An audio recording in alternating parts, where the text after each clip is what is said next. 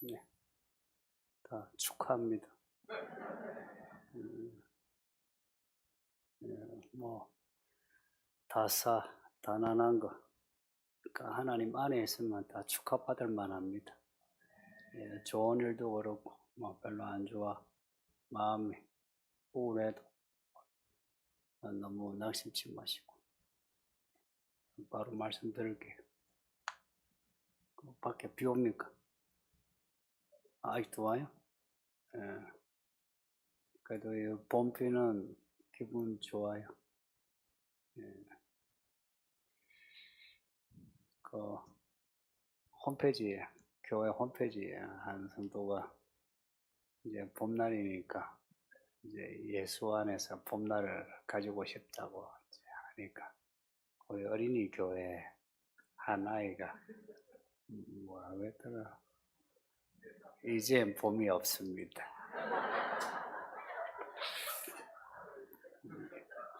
이제 겨울만 지속됩니다. 그 아이들은 진짜 교회에서 배운 대로 말하고 행동하려고 해요. 기특해요. 그래도 봄은 봄입니다. 그래도 이 봄이 되게 짧아졌어요. 가을도 짧아졌고. 그래서 애들이 하는 말이 있죠. 봄, 여름, 가을, 겨울.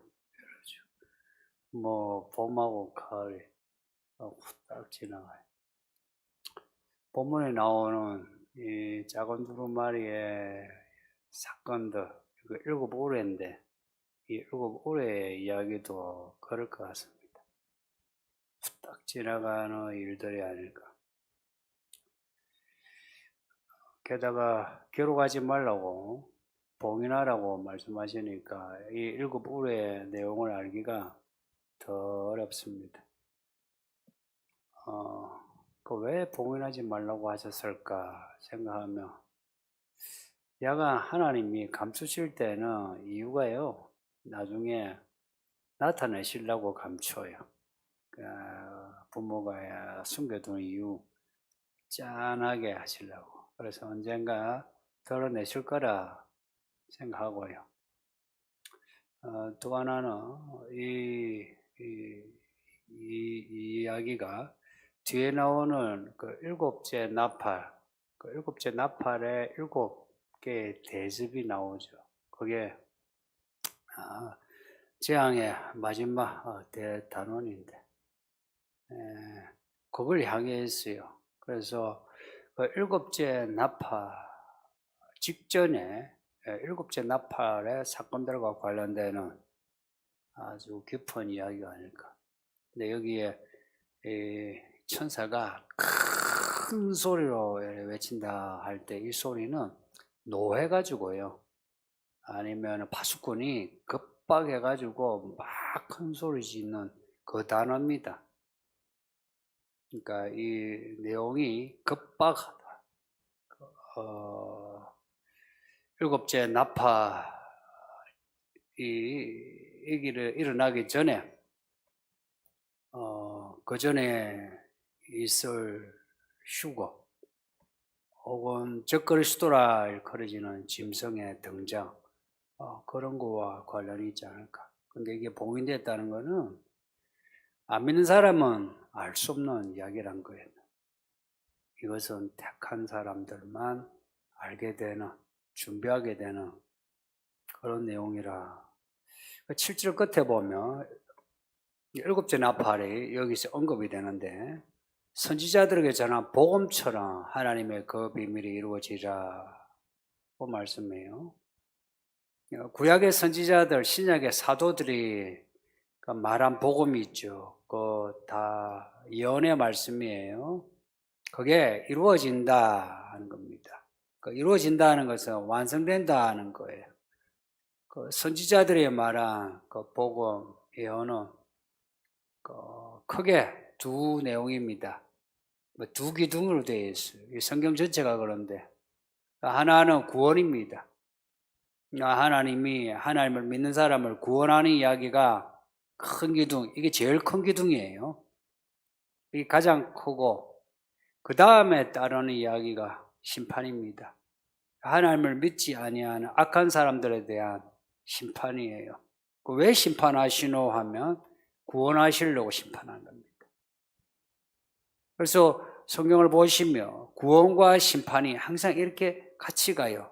그래서 구원의 사건이 있을 때는 꼭 누군가 심판받는 게 나와요. 누군가 심판받을 때는 구원받는 사람이 있어요.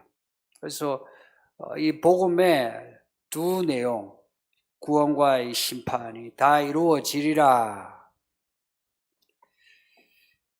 이게 일곱째 나팔 때입니다. 그러니 이 계시록의 내용은 일곱째 나팔, 15장에서부터 나오는 일곱 대접에 그 내용에 지금 초점이 되어 있어요. 그 전에 우리 하나님이 인치시고 구원받아라. 이제 구원에 대해 이야기하고, 악한 자는 지금 앞에 9장에서 여섯째 나팔에 재앙이 있음에도 사람들이 다 회개하지 않아요. 이 회개하지 아니하는 이 악이 똘똘 뭉쳐 눈덩이처럼 굴러가면서 더 악해져서 이제 이 일곱째 나팔에 들어가면 이들은 휴거되지 못하고 땅에 남아 이 대단원의 재앙을 맞이하게 된다. 이게 대환란을 말합니다. 한 기둥인 구원 이야기가 요한계시록에 전체에 걸쳐 있습니다. 그 실제 계시록이 재앙의 이야기로 보이지만 여러분이 그 분량이나 메시지의 그 액센트를 보면 구원 이야기가 훨씬 양이 많고 액센트가 더 셉니다. 그 점을 여러분이 마음에 받아들이셔야 돼요. 근데 우리 사람들이 좋은 이야기, 칭찬하는 이야기 듣는 거하고 나 책망하는 이야기 듣는 거, 나중에 어느 것이 나중에 기억에 남습니까? 책망만 남아요. 그래서 계시록 말씀이 무섭다 하는데 보세요. 앞에 우리가 읽었던 1장, 2장, 3장 보면 교회에 대해 보내는 그런 위로와 격려, 이기는 자에 대한 상의 이야기예요. 그리고 요한계시록 제일 뒤에 보면 아시는 것처럼 천년왕국이 나오고 새 예루살렘이 나와요. 그거는 구원의 완성이에요. 그리고 그 중앙에 7장과 14장에, 그 중앙에 7장과 14장에는 구원받는 13만 4천의 사람이 나와요. 그리고 그 이제 흩어진 이야기에서 재앙들이 이제 일곱인의 이야기가 나오는데, 이 일곱인의 심판을 받는 사람들은 이 구원의 말씀을 아예 안 받아들인 사람이에요. 이렇게 재앙이 일어나고 이거는 하나님이 성경대로 재앙을 내리신 거라 이거 모르는 거 아니에요. 아는데 마음이요 딱딱해가지고 금강석처럼 딱딱해 안 들어가요. 그래서 재앙에 더해져 질수록 사람이 악해져가 죄를 더 짓게 돼요. 이제 이게 지금 같이 가는 거예요. 한쪽은 하나님이 택하신 사람, 그래서 종처럼 살아 인침을 받는 사람의 이야기가 지금 가고 있고요. 한쪽에는 오히려 그 반대로 이 교회를 다니든 안 다니든 그거 상관없이요. 마음이 딱딱해져 가지고 말씀이 전혀 안 들어가면서 오히려 마음에 뿔이 나가지고 죄를 더 짓는 사람의 이야기 이렇게 나갑니다. 그리고 14장에서는 13만 4천 이야기가 거기에도 또다시 반복해서 나와요. 반복해서 나와요. 반복해서 나올 때는 진짜란 것도 있고요. 그리고 우리로 하여금 준비하라는 의미도 있고요. 그 14장에 14만 4천 이야기 그 다음에 보면 이렇게 하나님이 택한 알곡의 사람을 추수하는 이야기가 나오고요. 그 다음에는 이제 심판받는 사람들이 이 포도주 틀을 이게 뭐 포도즙을 만들죠. 그걸 밟잖아요. 그렇게 밟듯이 심판받는 이야기가 나와요. 그 다음에 15장에 딱 들어가면 이제 일곱째 나팔에 있는 일곱 대접, 이게 대환란이에요. 정말 이거는 전무후무한 대환란입니다. 우리가 그 종말에 대한 영화 같은 거 있죠. 영화에 보면 그 일어나는 재앙, 그거 비교 안 되는 재앙들이에요. 그 재앙이 15장에서 이제 벌어집니다.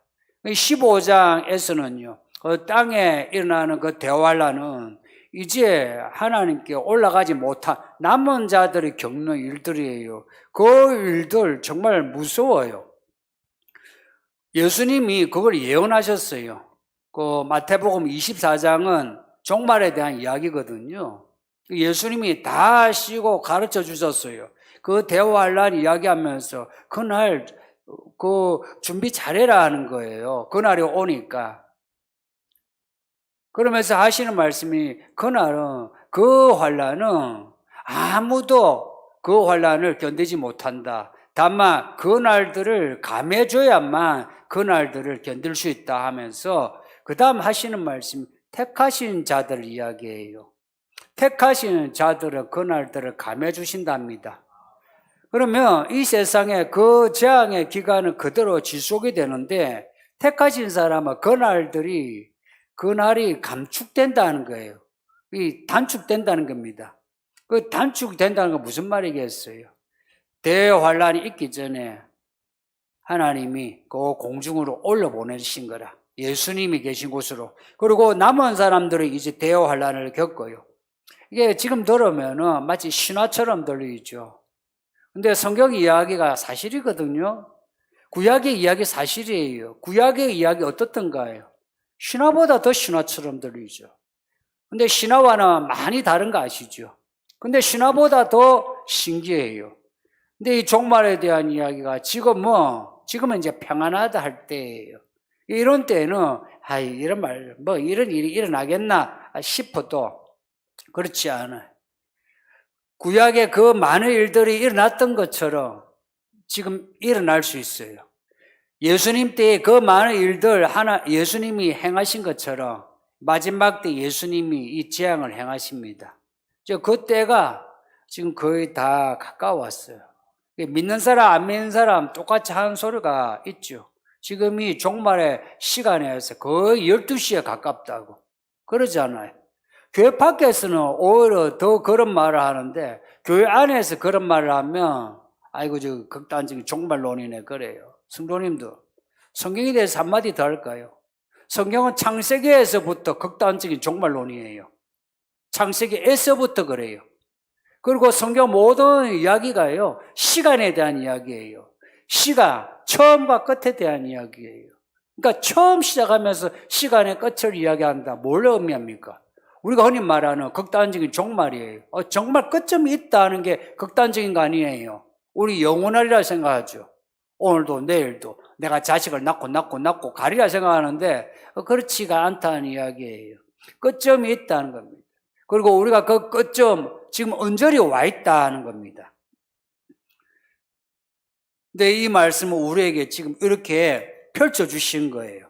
펼쳐주신 거예요. 근데 이 말씀이 펼쳐지기 전에 다니엘서 12장을 보면 다니엘은 예수님이 오시는 이야기 그리고 예수님은 오신 이후에 지금 이 현대까지의 이야기 이 이야기를 다니엘이 봤어요. 환상으로 봤고 말씀으로 들었어요. 근데 다니엘이 들었던 말씀이 뭐냐? 그 말씀을 간수하고 봉함하라 했어요. 간수하고 봉함하라는 것은 이거 펼치지 말고 감춰둬라 했어요. 근데 그 말씀이 예수님 때에 지금 우리에게 그 말씀이 이제 열려 있어요. 그래서 지금 시작의 말씀이 기록된 거예요. 신약의 내용이 그 다니엘서 그 내용이에요. 그 내용이 지금 열려 있어요. 근데 지금 작은 두루마리 이 이야기 요한이 들었잖아요. 이 말을 기록하지 말고 봉인하라. 봉인한 이 말씀 이제 때가 되면요. 다니엘서 그 봉함한 그 말씀이 열린 것처럼 작은 두루마리의 이 봉인된 말씀이 어느 때인가 열리게 됩니다. 택하신 자들을 위해서 하나님이 이 말씀의 비밀을 열어두실 때에 우리는 그 비밀의 말씀을 들을 수 있어야 합니다. 누가 그 7 울의 음성을 듣게 되고 그리고 그 비밀을 깨달아서 준비하느냐 이제 이게 관건이에요. 많은 사람이 이 이야기를 사실은 그냥 처음부터 거부하거나 아니면 그냥 닫아둔 채로 있게 돼요. 여기에 대해서 다니엘서 아까 봉함하고 간수하라 그 말씀 그 뒤에 보면 이런 말씀이 있어요. 그 뒤에 많은 사람이 연단을 받아서 정결하게 되고, 그리고는 지혜로운 사람들이 그 말씀을 깨달으리라 하고 그 다음에 나와요. 그 구절이 무슨 말이냐면 때가 되면은 연단을 받아서 깨끗해진 사람이 그것을 보게 되고 듣게 되고, 그리고 지혜로운 사람이 그 말씀을 깨닫게 되어 준비한다는 이야기입니다. 그 다니엘서 그 12장의 말씀이 지금도 똑같이 적용돼요. 누가 이 말씀을 듣고 들을 수 있느냐? 마음에 깨끗한 사람이 들을 수 있어요. 어떤 사람이 마음에 깨끗합니까? 단련을 받는 거예요. 단지 회개를 하는 것만 아니고요. 말씀대로 살면서 연단받는 거 있죠. 사실은 많은 성도가 말씀을 읽고 들으면서 해야지 결단을 해요. 결단을 하고는 행동을 못 해요. 행동을 해보니까 힘들어요. 힘드니까 부대껴요. 이게 힘에 붙여요. 힘에 붙이니 그만해요. 안 해요. 그래서 고백은 계속하면서 행동이 안 돼요. 그러나 연단을 받는다는 것은 이 말씀을 읽고 들은 것을 내가 살아가는 거예요. 살면서 내가 사람들하고 부딪혀요. 상황하고 부딪혀요. 부딪히면서 내가 손해보면서 불편하면서 억울해하면서 그 말씀을 내가 살아가는 겁니다. 살아가면서 내가 빚어져요. 쇠가 연마되듯이 연마되고요. 금이 연단되어 점검이 되듯이 내 믿음이 이렇게 만들어져요. 믿음의 집이 건축되는 것처럼 뭔가 쌓아지는 것도 내가 알게 돼요. 그런 사람에게 이 말씀이 들려지고요. 이게 귀에 들려요. 성도님들, 제가 지금 이 설교하는데도 어떤 사람은요, 이 말씀이 그냥 있죠. 찰떡처럼 딱 붙어가 마음에 붙어서 이 말씀 어떻게 살아야 하나, 이 무슨 말인가 생각한 사람이 있고요. 이 말씀을 들어도 이 귀에 들어갔다가 이쪽으로 나와가지고 듣고 난 뒤에 무슨 말을 들었는지 하나도 모르는 사람이 있어요.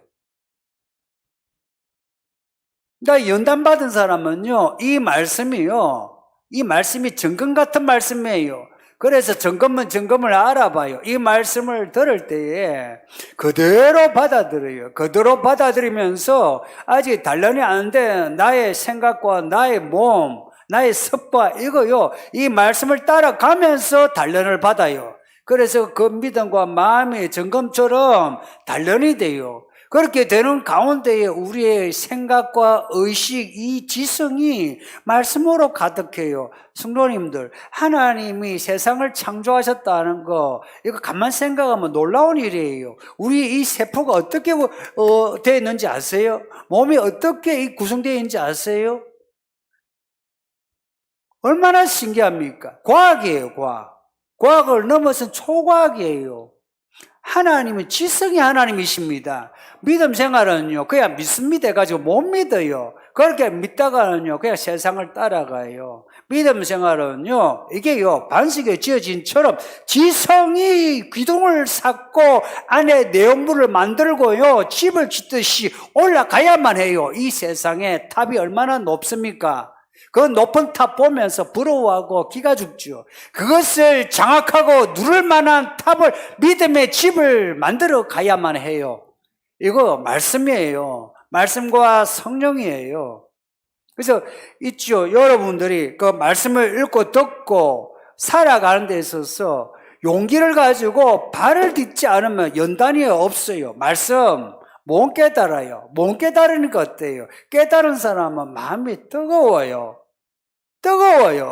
이게 안 뜨거울래 안 뜨거울 수가 없어요. 기도를 해도요, 그냥 뜨거워요. 가슴이 뜨겁고 눈덩어리가 뜨겁고 뇌가 뜨거워요. 그래서 소리가 뜨거워요. 이 천사가 큰 소리로 부르신다 하죠. 우리 이 말로 하면 절규예요. 절규. 단어 그대로 풀이하면 절규예요. 그래서 이 말씀 깨달은 사람은요, 절규하게 돼요. 그리고 살아가는 데 있어서요, 지혜롭게 살게 돼요. 지혜로운 것은 이런 거예요. 말씀대로 사는 거예요. 근데 말씀대로 산다는 거 말이 쉽지요. 말씀대로 우리 삶에 있어서 어떻게 말을 해야 되고 어떻게 살아야 되는지 쉬운 일이 아니에요. 쉬운 게 아니라고요. 이걸 누가 하느냐? 믿음이 연단받는 사람이에요. 그래서 성도님들 하기 싫은 거 한번 해보세요. 그냥 가셔야 합니다. 가시면 무슨 일이 일어나든지 사건이 터져요. 사건이 터진다고요. 사건. 일이 터진다고 일이 터져요. 하나님은 사건의 하나님이 있어요. 그런 사건을 통해서 하나님이 누구신가, 하나님의 능력이 어떠한가 그걸 알게 돼서 이렇게 엎드리게 되죠. 왜 사람들이 하나님 앞에 예배하는 태도가 이렇게 거들먹거리고 이렇고 말씀을 들을 때도 걸러서 듣는지 아십니까? 하나님이 누군지 몰라서 그래요. 뭐 믿음이 없어서 그렇다 이런 말하면 너무 도매급이고, 실은 하나님을 몰라서 그래요. 하나님을 알면 엎드리게 돼요. 그리고 이 예배란 건 하나님 앞에 온 거예요. 그리고 일상을 살아간다 할 때 이 세상을 창조하신 하나님이 세상 가운데 계세요. 하나님 앞에 있어요. 그래서 우리는 예배든지 예배 이후의 일상이든지 늘 하나님 앞에 있어요. 하나님 앞에 있다는 것의 태도가 이제 분명해야 돼요. 하나님께 엎드리든지 아니면 내가 덩지든지 사실은 그 태도가 나오게 되어 있어요. 내가 뭐 선택을 하든지 안 하든지 간에 이미 태도가 나와요. 그런데요, 하나님께 엎드린 건요, 내가 내 몸을 쳐야만 엎드리게 되고요, 하나님께 덩지는 거는요, 내 마음 가는 대로, 내 몸에 가는 대로 하면은 그냥 하나님께 덩지게 되어 있어요, 이렇게. 왜냐? 우리는 원래 악해요. 원래 악하기 때문에 내 원하는 대로 하면은 그냥 자연스럽게 몸이 이렇게 돌아가요. 그런데 하나님께 엎드린 사람은요, 몸을 쳐요, 마음을 쳐요, 스스로가. 쳐서 엎드려야지, 엎드려야지, 성경 읽어야지, 예배 드려야지, 이건 행동해야지, 이건 참아야지. 항상 결단이 들어가 있어요. 그래서 다니엘서 보면 왜 다니엘 이야기가 나왔겠어요? 결단했다 그러죠. 결기 있는 믿음이 아니면 믿음 생활을 못해요. 우리가 어떤 결단을 하냐에 따라서 우리의 인생의 결론이 달라져요. 인생 결론은 아직 안 왔거든요. 지금은 과정이에요. 아직 안 왔어요. 하나님 앞에 나중에 심판받을 때가 그게 결론이에요. 근데 그 심판의 날 전에 아마 이 시대는 예수님이 오셔서 우리가 이 살아있는 몸으로 예수님을 볼 수도 있어요. 지금 그런 마지막 때에 와 있어요. 그래서 지금 선택을 하는데 예전에 우리가 늘 선택하며 살았죠. 그때와는 다른 긴장이 필요해요. 왜냐? 그때는요, 기회가 많았어요. 시간은 기회이잖아요. 그 기회가 많았어요. 근데 지금 내가 뭔가 결단하면요, 그냥 거기로 그대로 가게 돼요. 또 거기서 그대로 가게 돼요. 그래서 지금 있죠. 지금 방향이 온전하지 않아도 온전한 방향으로 이게 방향을 수정해 나가야만 합니다. 왜냐하면 한번 우리가 악해지면요, 계속 악해져요. 그래서 지금 내가 선한 방향으로 수정하고 또 수정하고 해야 돼요. 그러려면은 내 이 믿음이란 말은 약간 모호하고 나의 이 지성이 살아있어야 돼요. 지성이에요. 믿는 사람은 똑똑하지 않으면 믿음 생활 못합니다. 그냥 교회 왔다만 갔다가 하게 되고 교회 일하게 되고 돈 바치게 되지 아무것도 없어요. 근데 이 지성이 살아서 이거 건축을 해 나가야 돼요. 그래서 어떻게 하는 게 믿음으로 사는 것인가, 이것을요 늘 생각해서 발견하고 그것에 대한 확신을 가지고 밀어붙이는데 어떤 전략으로 살아야 되는지 지속적으로 지식을 사용해야 돼요. 8절을 보면 요한이 하늘에서 나는 소리를 들었습니다. 천사의 손에 펴놓인 두루마리를 가지라 합니다. 요한이 천사에게 가서 당신의 손에 펴놓은 그 두루마리 내게 달라 하니 그 천사가 주면서 하는 말이 이래요. 갖다 먹어라. 너 배에서는 쓰나 너의 입에는 꿀같이 달리라 합니다. 요한은 천사가 시키는 대로 그 두루마리를 먹었더니 진짜로 입에서는 단데 속에서는 써요. 먹는 거는 잠시죠. 들어간 거는 오래 걸려요. 단 거는 잠시인데 들어가니까 써요. 써다는 것은 배가 더부룩하고 불편하고 아프고 토할 것 같고 그런 거 아니겠습니까? 왜 말씀을 먹으라고 했는지 11절에 보면 이렇게 답을 찾을 수 있어요. 11절 보면 너가 많은 백성과 나라와 방언과 임금에게 다시 예언하여야 하리라. 왜 말씀을 이 두루마리를 먹으라고 하느냐? 너가 다시 저 많은 사람에게 가서 예언해야 되기 때문에 먹어야 된다, 이 말씀입니다. 이 봉인대의 말씀을 먹으라고 합니다. 약간 모순되지 않습니까? 봉인대에서는 덮어두고 너는 터치하지 마 이래야 될 건데 그게 아니라 그 두루마리의 7 우리의 말씀을 먹으라고 합니다. 이게 무슨 말씀이냐? 이 말씀이 봉인된 것 같지만 어느 때인가 우리에게 먹으라고 하는 말씀입니다. 이 말씀을 먹어야 할 때가 있습니다. 바로 이때입니다. 이제 때가 거의 됐어요. 이제는 믿음이 연단된 사람, 그리고 지혜로운 사람은 하나님이 이 말씀을 열어주십니다.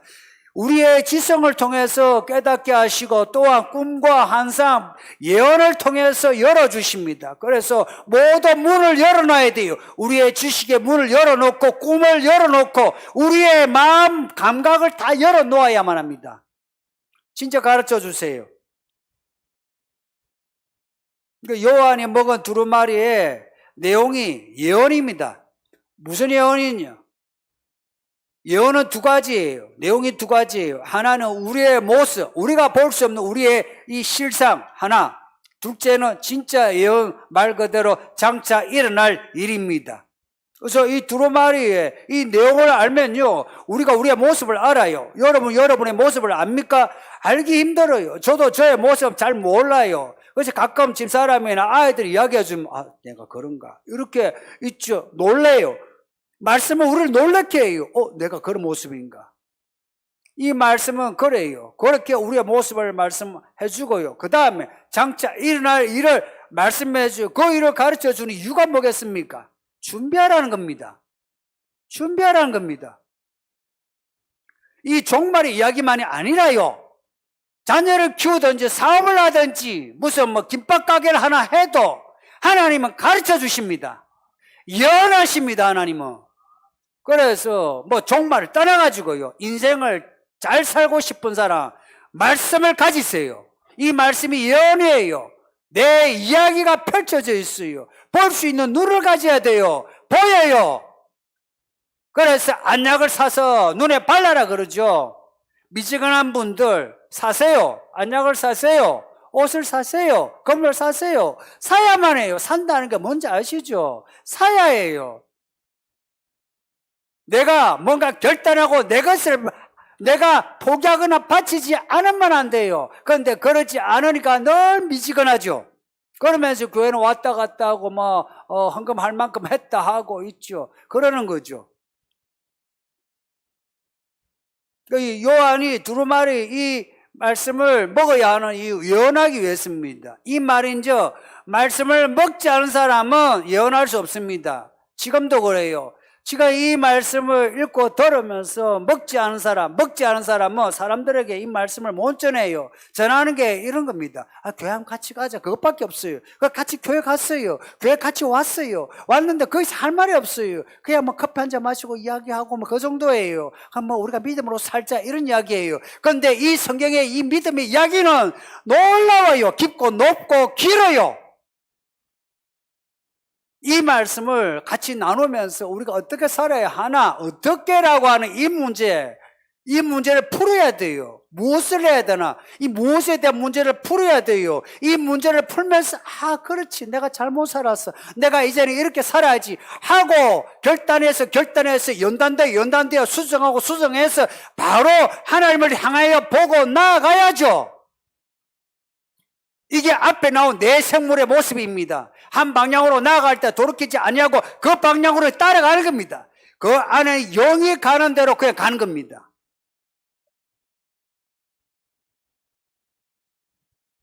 이 말씀을 먹는 것에 대해서 예수님도 자주 말씀하셨어요.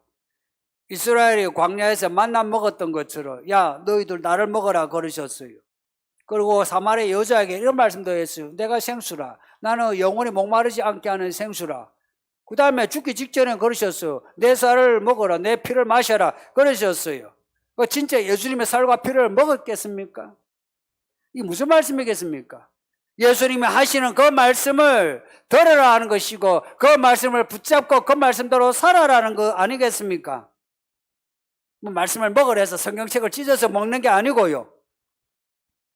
1장 3절에 나오는 그 말씀처럼 이 예언의 말씀을 읽고 듣고 지키는 겁니다. 이게 전부 예언의 말씀입니다. 구약, 옛날 말씀이죠. 옛날 말씀 안에 예언이 들어가 있습니다. 신비하지 않습니까? 옛날 이야기가 아니라 지금의 이야기요, 일어날 이야기를 기록한 게 성경입니다. 창세기가 그렇고요. 요한계시록이 그래요. 근데 이 말씀을 우리가 읽고 들을 때는요, 괜찮은 말씀, 좋네, 은혜가 되네, 그러죠. 다 달콤해요. 이 말씀 자체가 쓰다면 그 사람은 사실 처음 아예 믿음이 없는 사람이에요. 근데 말씀을 읽고 들을 때, 괜찮은 말씀이면, 인생에 도움이 되지. 한번 살아볼까. 이거 단 거예요. 근데 이 말씀을 안에다 넣으면 어때요? 이 말씀하고 우리하고 안 맞아요.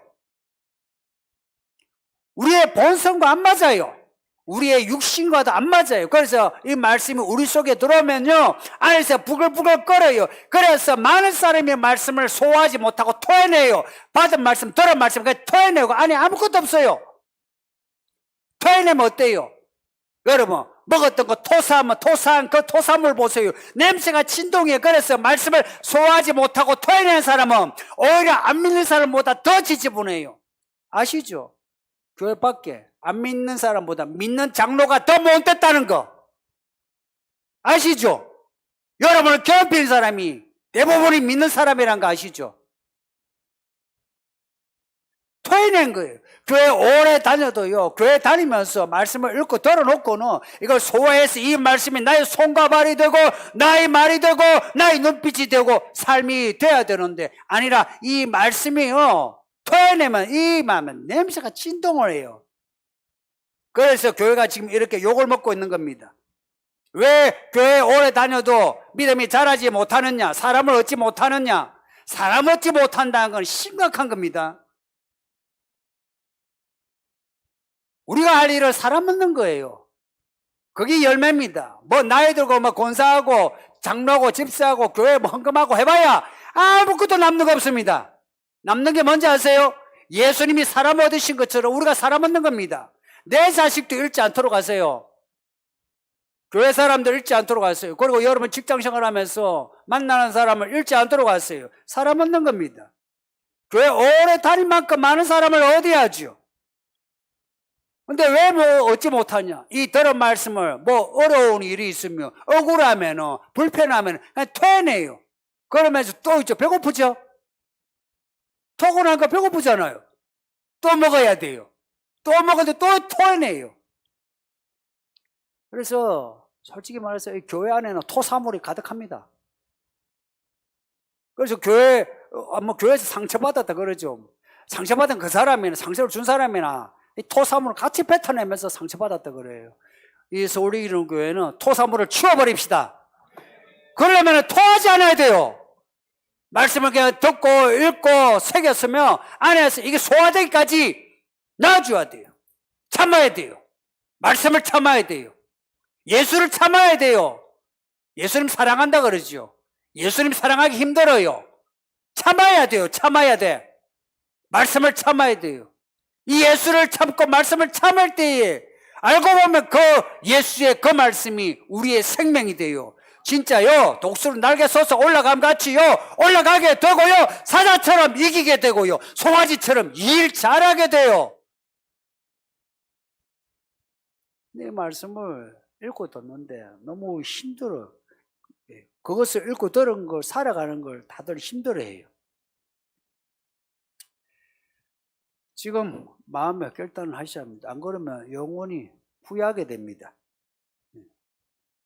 지금 시대가 예전에 그 9.11 테러 후로 이제 약간 세계가 바뀌었어요. 그리고 코로나 해서 포스트 코로나 이런 말이 나와요. 그리고 뭐 새로운 일상하면서 뉴 노멀이 이런 말도 나오게 되고요. 그러니까 지금 이 시대가 바뀌니까요, 우리에게 주신 소명이 뭐냐? 다시 예언하라는 겁니다. 지금 코로나 이후로 복음 전파가 안 돼요. 성도님들, 오히려 지금 이때 우리 기는 교회 성도들은 복음을 전파하는 예언자가 됩시다. 그러려면 이 말씀을 먹어야 합니다. 입에서는 단데 속에는 써더라도 쓴 이 말씀을 그냥 소화해냈어요. 안 죽어요. 이 말씀 살아내는데 우리 안 죽어요. 오히려 이 말씀을 가지고 살려고 해보세요. 그래서 특히 집에서, 가정에서 부부 자식, 부부 간에, 부모 자식, 혹은 형제 간에 말씀대로 사는 거 하세요. 그래서 이 말씀으로 이루어진 가정이 먼저 되셔야 돼요. 그리고 우리가 직장 생활과 이웃 생활에서 이 말씀대로 살아가는 거 해내야 돼요. 지금 그러지 않으면요, 교회가 이제 텅 비게 되어 있어요. 그리고 교회 밖에 사람들은 복음의 문이 이제 닫혀가지고 이제 교회에 못 들어와요. 이러한 때 우리가 연단받은 믿음의 성도가 되고 깨달은 믿음의 성도가 되어서 이 말씀을 우리가 읽고 듣고 깨달아 안에서 소화하고 이것이 우리의 말이 되고 손과 발이 돼가지고 이 말씀을 살아내고 말을 해내서 저 죽어가는 사람들을 불러내야 되지 않습니까? 다른 사람이 아니라 우리의 가족과 우리의 사랑하는 친구들과 이웃을. 이 시간이 지금 얼마 안 남았습니다. 봄날이 후딱 가다지. 지금 요 시간이 그냥 후딱 갈 것 같아서 마음이 안타까워. 시간이 후딱 가요.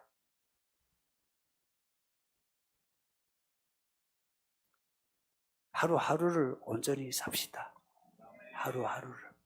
그리고 이 봄날이 뭐 후딱 가도 봄날을 봄이라고 볼 수 있는 그런 마음도 가지셔서 하나님이 행하시는 일들을 놓치지 마시고 그것을 발견하고 또 그것을 즐길 수 있어야 되고 그렇게 할 때에 이 역사의 이 가을과 겨울을 우리가 잘 견뎌내면서 준비하고 이겨낼 수 있습니다. 부디 서울기는 교회 성도들은 이 마지막 때에 이 말씀을 취하고 그리고 먹음으로 다시 예언하는 하나님의 종들이 되셔서 하나님께 인침을 받으시고 예수님 오실 때에 그 나팔 소리 듣고 공중에서 예수님을 만날 수 있기를 예수 이름으로 축복합니다. 말씀을 생각하면서 같이 기도합시다. 다 같이 기도할까요? 말씀 생각하면서 다 같이 기도합시다.